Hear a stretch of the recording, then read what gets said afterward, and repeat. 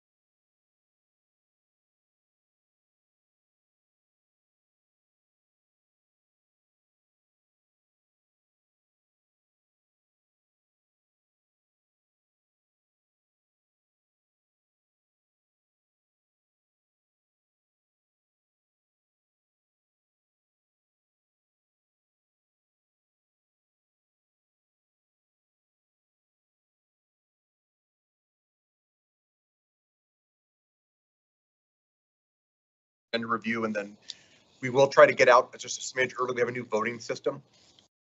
And then Amanda's going to show us how to utilize that. So it's real complicated, Pat. You got to learn lots of intricacies. You got to type in codes. And passwords too. It's a lot. Launch the nuclear. Yep. You got to turn 2 keys. All right, Liz, come on up. You need to set us up. If I could, Mr. Mayor and councilors, good evening, everybody. We are struggling with appropriate data as it relates to what potentially our housing situation is in our community. There's been a number of studies done over the years that Liz will go through with you real quickly as to a direction that we can turn for some information, but we feel the need to have a better, more concise and complete indication of what our needs are here in Casper. And so we're hopeful that council will give us the blessing to move forward as we try to get better data, more akin to our community, and help us understand as we move forward, particularly as you're about to go into your strategic plan, what that looks like and what direction we may need to go. So Liz has put together a real good collection of thoughts on this matter, and be happy to entertain any questions that you might have as we strive for this goal.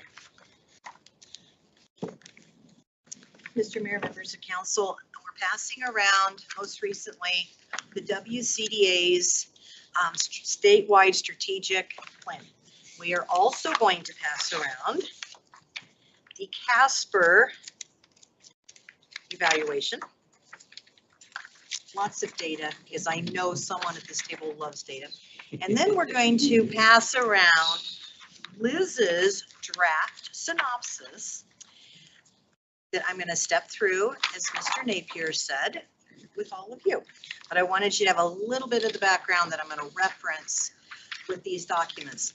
More importantly, as opposed to showing you a PowerPoint this evening, I wanted you all to have this to take with you so that as we prepare for the strategic planning session together, if you have specific notes related to housing, you're going to be able to, in your free time, study up.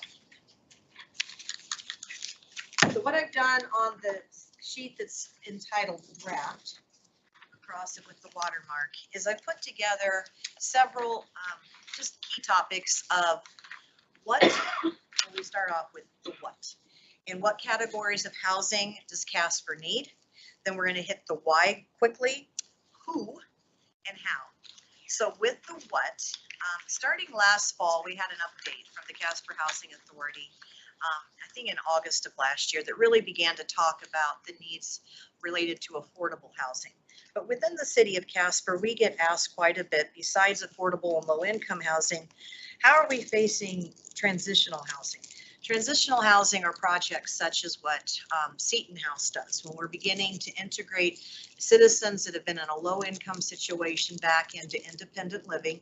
But even more current than that, the Natrona Collective Health Trust is working on transitioning incarcerated individuals previously from the CRC back into independent living. So transitional housing is a growing need within Casper.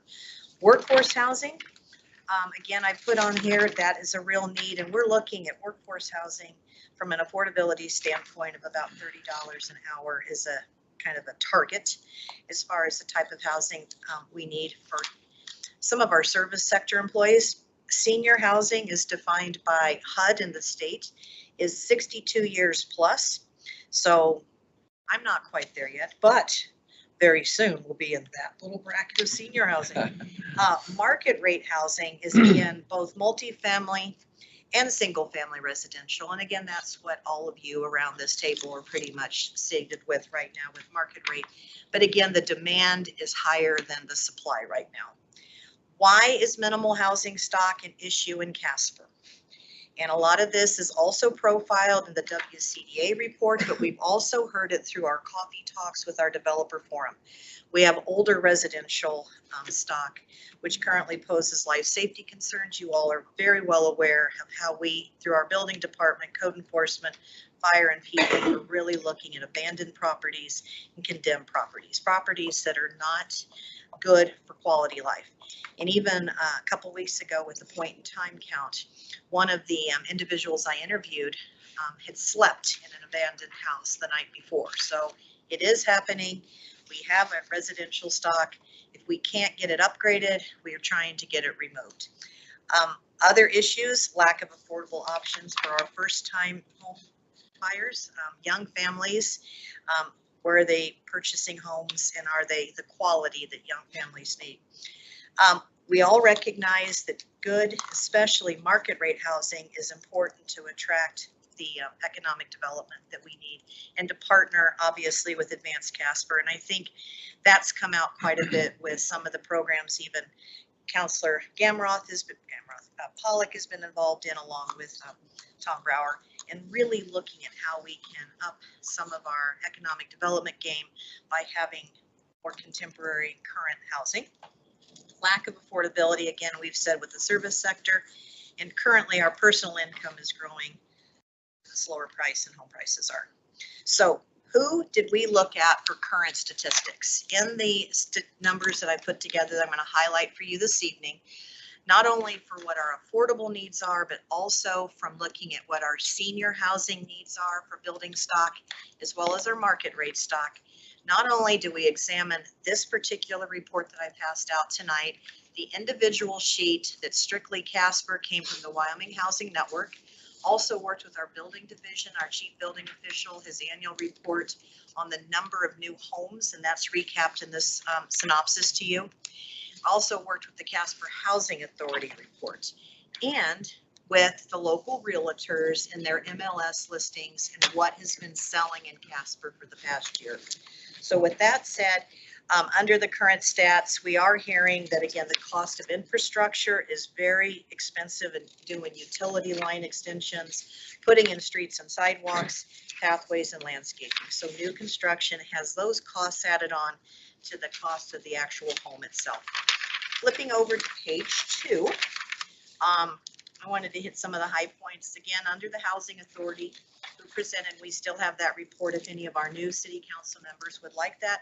Kim Summerall Wright presented in August of 2024 about affordable housing in Casper. A lot of the statistics from 2022, Casper population right now is at 58,000.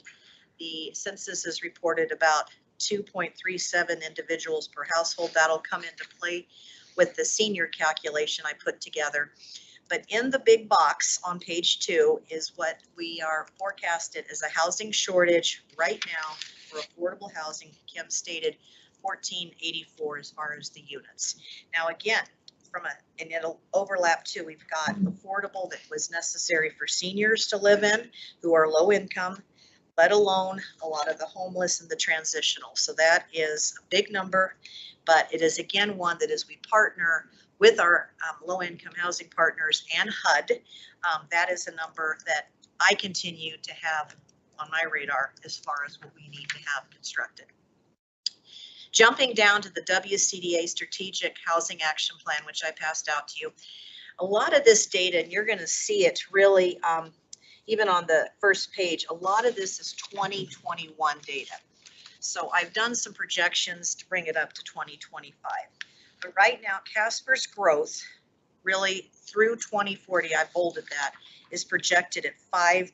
So keep that in mind, because again, that helps with our projections, because I'm playing over the next 10 years with my projections at 0.5% of growth each year to get to some of our housing numbers. Again, the barriers identified by WCDA in their statewide strategic plan: available land. Fortunately, Casper has land, and you all need to be aware of that. We have parcels of land around this community that really are on all 3 of your wards. And I kind of hit some of that in a preview with Carter yesterday. Infrastructure costs, yes, they are a biggie, and they are one that we usually obviously put on the developer to do on the infrastructure costs. And developer capacity. We have some solid developers here. Some of them, though, are wanting to think about retirement. So we are to the point, we've got some new companies that have been looking our way, but we are cognizant that maybe is Casper, Wyoming a hot spot for development? And I think that helps drive really Craig and I in making certain that we are marketing the opportunities to the development community for really the housing needs. Jumping down towards the lower half of that page, I begin to get into looking at the needs related to our senior population. Again, I'm well aware that the senior population has come up at the state legislature. It comes up really on a weekly basis with transit and how our ridership on the door-to-door assist for our senior population has really increased 60%. And we are constantly being asked, can we add to that service? So we've got transit impacts, we have housing impacts, and we have the medical care impacts. So what I did, looking at the statistics, not only the WCDA report, but also the age distribution that we have through the housing network also. Right now, we are projecting over the next 10 years to have 25% of our population, again, as seniors, and that is the 62 plus. The study indicated only about 10% currently with 2021 data, but just in the 4 years that we have begun to get drilled down on the data in all the studies that I've indicated, we're seeing, again, we're really jumping from the boomer age into the senior population. So 25% is a huge projection for us to look at again over the next 10 years. What I did was to look at the census data in the box at the bottom of this page. And right now the census data, again, that was 2020, reported that we had 7140 senior homeowners, 2 per household, meaning we had about 3,600 units necessary. But if we add, again, looking at what we need from a projection standpoint, our current stock, and these are in studio and 1-bedroom units, we're sitting at about 2,200. And so we're looking at potentially needing close to 1,346. Again, these are single family residences of seniors. It does not take into account the ones that are at the assisted living facilities. These are senior homeowners that are living in 1 and 2 bedroom and even more. I mean, I look at my mom and she's in a bigger home than that. She will eventually transition out of that. But again, we are short on living accommodations for our seniors, ones that want to get out of a big home and get into more of a single family, or pardon me, a 1-bedroom or a studio. That is why the demand for the units along Fairgrounds Road took off. We've also seen most recently Alder Park, which is out by the West Side Walmart. That also 60 units 2 years ago, full to capacity. So as these patio homes, ranch style homes are built for seniors, they're being gobbled up because, again, on the back page, our real estate market has indicated that ranch style homes have been the highest in demand, and that is what has sold this past year. Over 50% of the homes sold in Casper were ranches.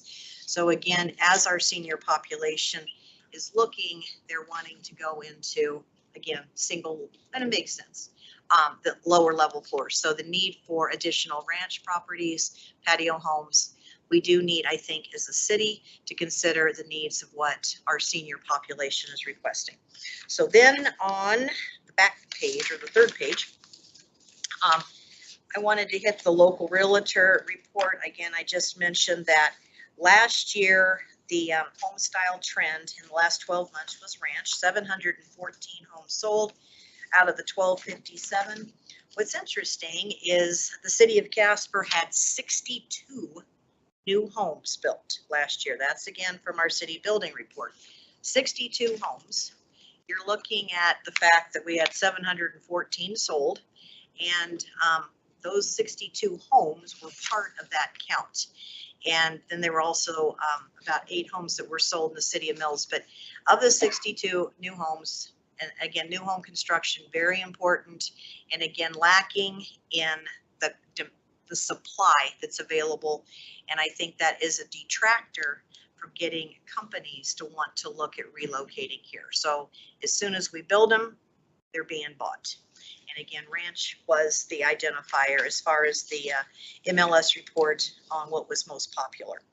So what I did in the box on this page is if we look at an annual growth projection of 0.5% per year for the next 10 years, and the new units needed each year would be approximately 300 market rate. Well, right now we've got 104 market rate going in at the Yellowstone Apartments, the old Yellowstone district, 104 of 300. If we look at trying to do another 70 homes of new construction, which is what the building division reported, we're getting close, but we still need to make up a delta from that 300 per year to get us to where the market rate demand would be. But that's just to get us to it. It's not to get us a little bit of a surplus or over in earning.